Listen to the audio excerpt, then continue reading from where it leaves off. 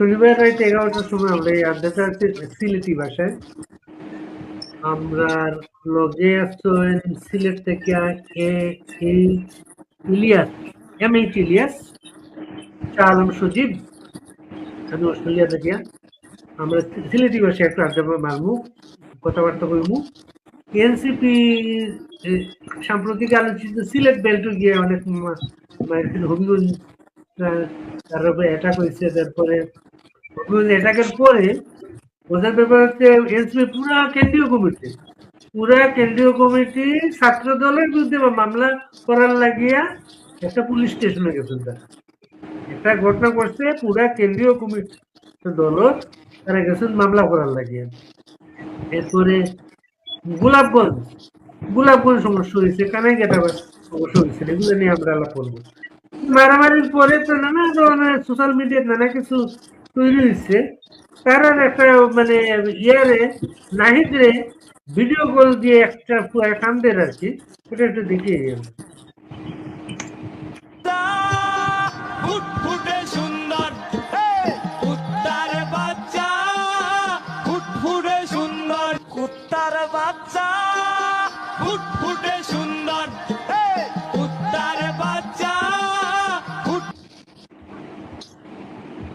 নানা বিষয়গুলো আর কি আমরা একটু ইয়ার কাছে ইলিয়াস তুমি একটু খবর কিটা মনে হয় কি কারণে সিলেটি গুলতে হইল? ধন্যবাদ বাড়ি ভাই। আসসালামু আলাইকুম। আপনি তো সবাই যারা আমাদের প্রোগ্রাম দেখেন, ধন্যবাদ আমার ভাই সজীব, আমাদের আওয়ামী পরিবারের অত্যন্ত নিবেদিত উপজেলা আওয়ামী লীগের সদস্য। তার চেয়ে বড় কথা, আওয়ামী লীগ আসলে করার চাইতে আওয়ামী লীগ হওয়াটা অনেক কঠিন। আমরা অনেকেই আওয়ামী লীগ হয়েছে। আওয়ামী লীগটা আসলে 3 পুরুষের দল, পারিবারিকভাবে রক্তে মিশিয়ে আওয়ামী লীগ হওয়া লাগে। আর যারা আওয়ামী লীগ সাজে তারা হয়তো একটা কমিটিতে একটা পদ পাইলে তারা আওয়ামী লীগ স্বাস্থ্য পারে। আমরা তো আওয়ামী লীগ হওয়ার চেষ্টা করি এখন পর্যন্ত। যারা আওয়ামী লীগ হয়েছে বাড়ি ভাই, এরা আর কিছু ফারুক আর না ফারুক, অন্তত মনটাকে এরা ঘৃণা করে। যারা এই দেশের বিরুদ্ধে, যারা স্বাধীনতার বিরুদ্ধে, আলটিমেটলি বাংলাদেশের বিরুদ্ধে, যারা এরার প্রতি মানুষের একটা খুব তাকিয়েও থাকে। যারা প্রকৃত দেশপ্রেমী, এরা যে দল করো, আওয়ামী লীগ বা বিএনপি, বাংলাদেশের মূলত আসলে পলিটিক্যাল পার্টি তো আপনি হিসাব করলে এই বাংলাদেশের প্রধান রাজনৈতিক দল আওয়ামী লীগ, এরপরে বিএনপি। যদিও তাদের মধ্যে অনেকে ডানপন্থী আছে, কিন্তু মন্দের বালা হিসেবে মুক্তিযুদ্ধের চেতনায় বিএনপির আমরা এখনো পর্যন্ত বিশ্বাস করি যে তারা তাদের মানে জনগণের ছাওয়ার সাথে তারা থাকতো। এরপরে বাংলাদেশে তো আর কোনো একটা সময় জাতীয় পার্টি একটা দল আছে, তারপরেও তাদের আদর্শিক চিন্তা চেতনা ঠিক আছে, তারা দেশ বিরোধী নয়। এরপরে তো কোনো দলই বাংলাদেশে দল আছে না। জাতীয় পার্টি কিন্তু রংপুরের বাইরে সিলেট কিন্তু তার একটা ভালো অবস্থা ছিল রংপুরের বাইরে। এরপরে যারা ছাগলের 4 নম্বর বাচ্চারা তো কোনো পলিটিক্যাল পার্টি হিসাবে আমি না কেউ স্বীকার করে না। এরার কিতা হইল গেল আসলে ভাই বাড়ি ভাই, এগুলা জানা এবং খেয়াল রাখার মতো সাবজেক্ট আমার কাছে নাই। আমার কাছে এখন একটাও সাবজেক্ট, এই বাংলাদেশ কালো শকুনে তাবা দিচ্ছে, শকুনের আত্মা কি বাংলাদেশে বাঁচানো, আওয়ামী লীগের বাঁচানোর চাইতে আমাদের কাছে এখন বেশি প্রয়োজন বাংলাদেশ বাঁচানো।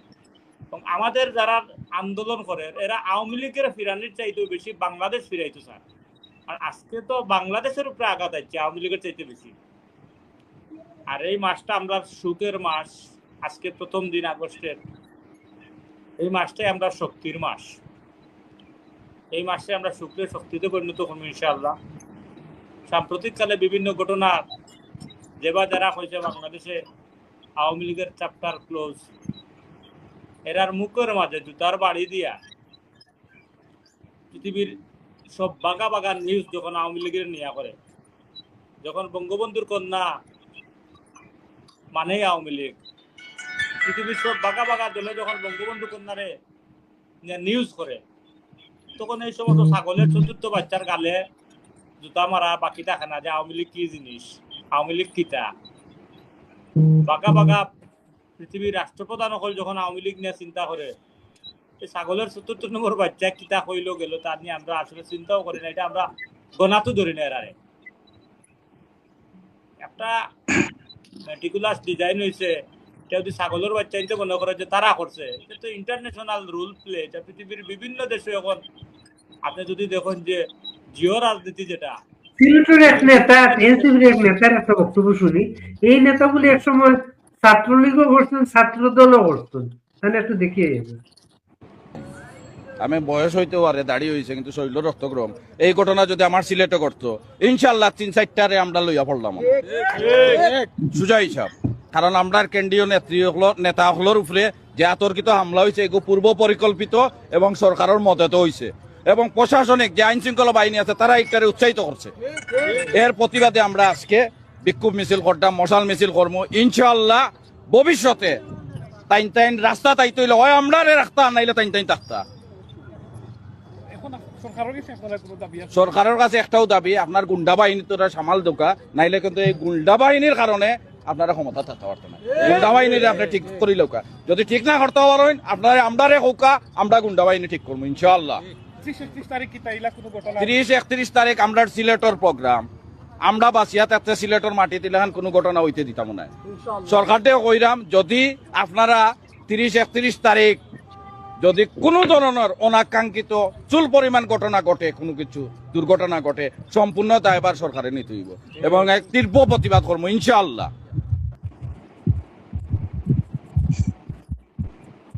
সজীবের কাছে একটু যে সজীব কিলা দেখে এটা বিষয়টা। বাড়ি ভাই আসসালামু আলাইকুম। এখানে আমার আজকে আমন্ত্রণ জানানোর লাগে আপনার অসংখ্য অসংখ্য ধন্যবাদ জানাইলাম। আর আমরা দিনার ভাই আছেন, আমরা খারা নির্যাতিত নেতা, সিলেটর তরুণ সমাজের অন্যতম একজন আইকন। তো আজকে আমরা গিয়া আগস্ট মাস, আপনি জানেন আমরা যারা আওয়ামী লীগের রাজনীতির সাথে সম্পৃক্ত বা আওয়ামী লীগের রাজনীতি করি, এবং আমরা যারা দেশের মানুষ যারা মুক্তিযুদ্ধরে ধারণ করেন, তার লাগে অত্যন্ত একটা সুখময় মাস। তা আমি আজকের এই প্রথম দিনে, আগস্টের প্রথম দিনে, সর্বকালের সর্বশ্রেষ্ঠ বাঙালি আমাদের মহান নেতা জাতির জনক বঙ্গবন্ধু শেখ মুজিবুর রহমান, বঙ্গমাতা শেখ ফজিলাতুন্নেসা মুজিব সহ 15 আগস্টের সকল শহীদদের প্রতি আমি গভীর শ্রদ্ধা জানাইলাম। আর এখানে আজকে যে আপনি যে ভিডিও দেখাইছেন, আসলে আমি তান্ডে চিনি না, আমি তার নামও জানি না কিতা। আমি একজন রাজনৈতিক কর্মী হিসেবে তাইন্ডে আমি যেখানে চিনলাম না, আমার কাছে লাগেন না তান্ডে সিলেটর মানুষে, তান্ডে সাধারণ মানুষে তান্ডে চিনে বা জানে পড়ি।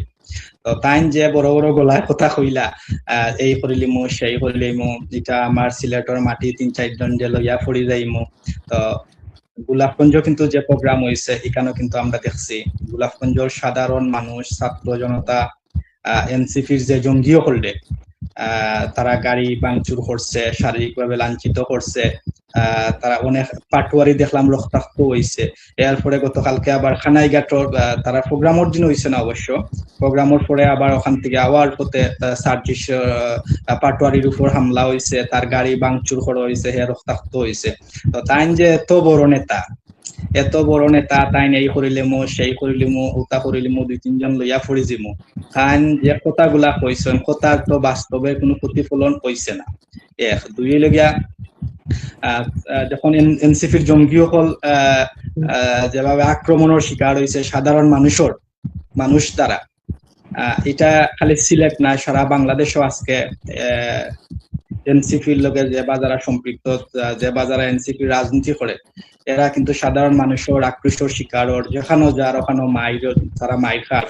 এনসিপির নাম শুনলেও তারা মারে মানছে তারারে।